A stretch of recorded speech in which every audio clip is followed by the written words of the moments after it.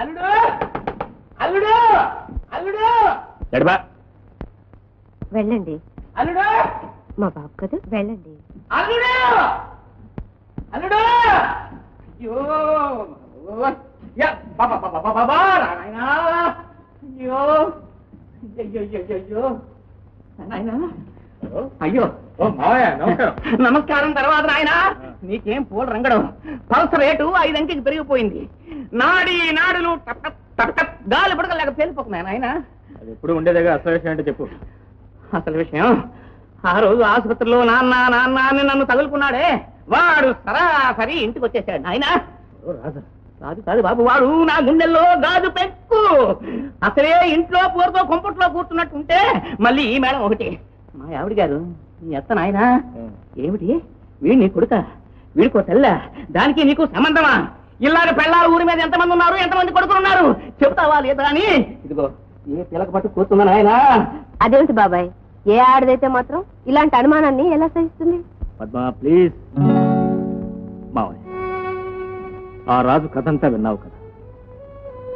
చచ్చిపోయిన అతని తండ్రికి అతనికి ఎంతో అనుబంధం. ఆ అనుబంధాన్ని మర్చిపోలేక అతని తండ్రి పోలికల్లో ఉన్న నిన్ను వదలలేకుండా ఉన్నాడు. మనం కొన్నాళ్ళు ఈ భ్రమం నిజం చేయాలి.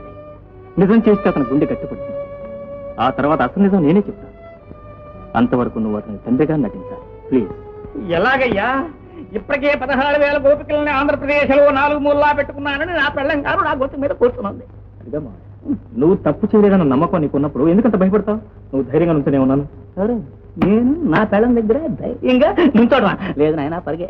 మావయ్య, నిన్ను చూసి అత్త పరిగెత్తేట్టు నేను చేస్తాను, సరేనా?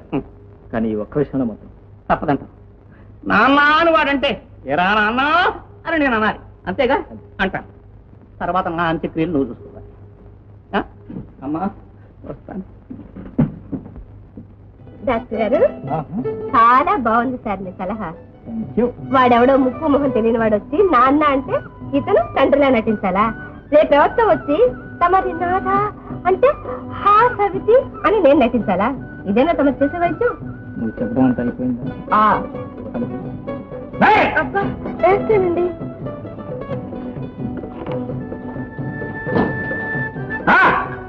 పని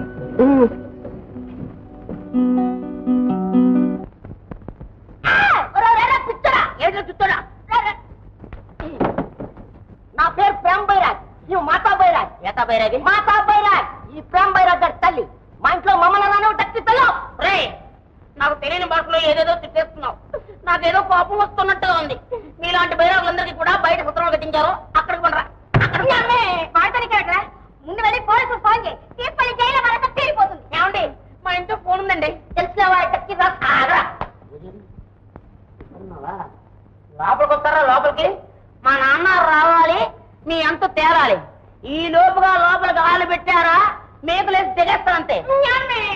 ఎరవద్దు, టాకాలు ఇవ్వాల్సి వస్తుంది నోటికి.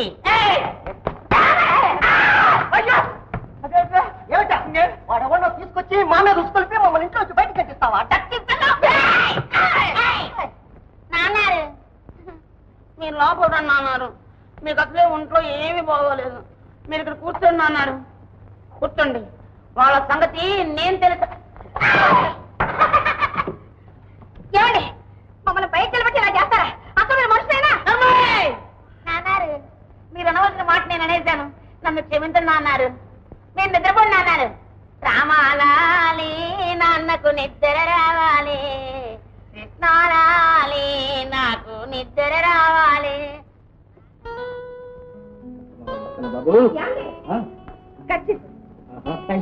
చూడండి, వెళ్ళేది పల్లెటూరు. పెద్ద దర్జాగా కనిపించాలని సూట్లు బుట్లు వేసి తిరగండి, బాగుండదు. వేసుకో, ఒట్టి తుండుకుంటే కట్టు తిరుగుతా. అది కాదండి, అందరూ ఒకలా ఉండి మీరు మాత్రం మేరుగా ఉంటే. ఆ తర్వాత నీళ్లు కాచి తాగండి, ఉత్తి నీళ్లు తాగొద్దు. నీళ్లే తాగను.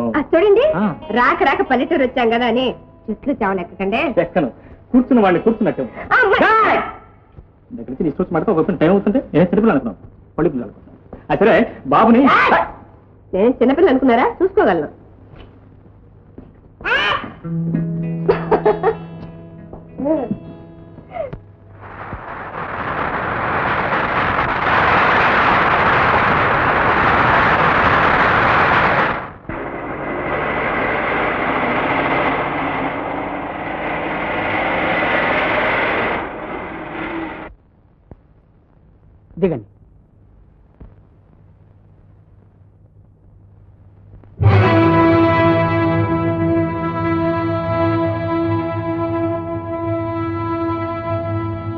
ఇదిగో చూడు బాబు.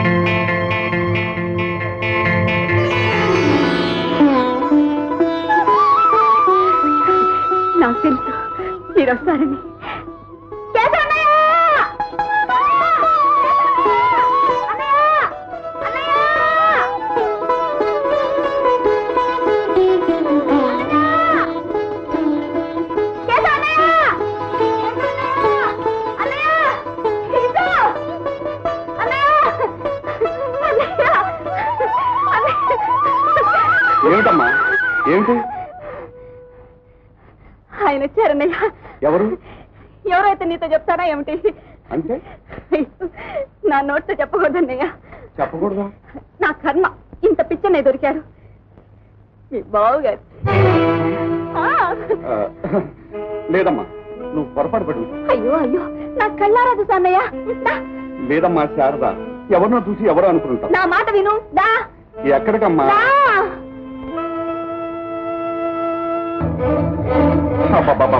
ఎక్కడికమ్మా? ఎక్కడికమ్మా? ఇంకెక్కడికి? ఇక్కడ అన్నయ్య, నేను ఇప్పుడే చూశాను. ఇక్కడ ఏది? ఏమో అన్నయ్య, ఆయన అలా అలా నుంచున్నారు. నేను కళ్ళారా చూశాను. సరేలే, నీ మనసులో ఎప్పుడు అదే ఆలోచనగా నీ కళ్ళ కూడా అలా కనిపించింది. అయ్యో కాదన్నయ్య, నేను ఆయనతో మాట్లాడాను కూడా. ఇంతలోకి పాడు సిగ్గు ముంచుకొచ్చింది, నేను నీ దగ్గరకు వచ్చాను. అన్నయ్య ఇక్కడ ఎక్కడ ఉంటారన్నయ్య? దా అన్నయ్య చూద్దామా. శారద, నీ పిచ్చి గాని ఇక్కడికి వచ్చిన వాడు మన ఇంటికి రాకుండా ఉంటాడా? అది కాదన్నయ్య. శారద, సరే నేను వెతికి తీసుకొస్తాను కానీ నువ్వు ఇంటికి పదమ్మా. అయ్యో రామ్మా.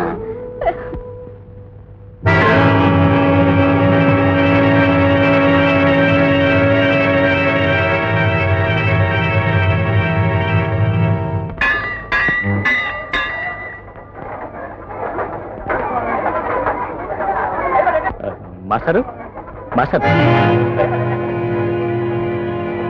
ఏమండి? ఏమండి, ఈ ఊరు మున్సిపల్ గారు ఇల్లు ఎక్కడో చెప్పగలరా? మున్సిపల్ గారు ఇల్లా? నాతో రండి.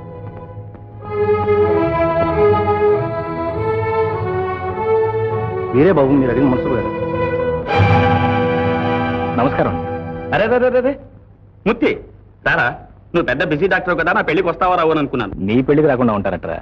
మున్సిపల్ గారు, ఇతను మూర్తి. వీడు నేను కలిసి హై స్కూల్లో చదువుకున్నాం. తెలివిగలవాడు, అదృష్టవంతుడు, పెద్ద డాక్టర్ అయిపోయాడు. లోపలికి వెళ్ళు బాబు. రాయ్, సరిగానే ముందు నాకు ఈ విషయం చెప్పరా. నేను రేవులో అడుగుపెట్టిన దగ్గర నుంచి చూస్తున్నాను, ప్రతివాడు నా వంక చూసి అదోలా అయిపోవటం, ఏదో దెయ్యాన్నో భూతాన్నో చూసినట్టు కొయ్యబారిపోవటం. ఏమిటిదంతా? I'm really surprise. అదంతా ఒక కథలే బాబు. అచ్చన్ నీలాగే ఒక అబ్బాయి ఉండేవాడు ఇక్కడ. అతను ఇప్పుడు ఎందుకులే బాబు అవన్నీ, నువ్వు ముందు స్నానం చేయాల్సిపోయి ఉంటారా? రా మూర్తి, నీ ప్రాక్టీస్ అది ఎలా ఉంది ఏమిటి? చూడు బాబు, నీకు దారిలో గుడి దగ్గర ఎవరైనా అమ్మాయి కనిపించిందా? అవునండి, కనిపించింది. నన్ను చూడగానే మీరు వచ్చారా అంటూ ఎక్కడ లేని ఆనందంతో అమ్మాయి అమ్మాయి అంటూ పొలాల వైపు పరిగెత్తింది. మేస్తారు, అయిపోయింది మేస్తారు, అంతా అయిపోయింది. ఏమిటండి, ఏమైపోయింది? ఏం చెప్పమంటావు బాబు? అదంతా ఒక విషాద గాథ బాబు. ఇందాక మిమ్మల్ని చూసి పరిగెత్తుకుని పారిపోయిందన్నారే, ఆ పిల్ల మా ఊరికి గోదావరమ్మతో పాటు ఆ భగవంతుడు ప్రసాదించిన వరలక్ష్మి.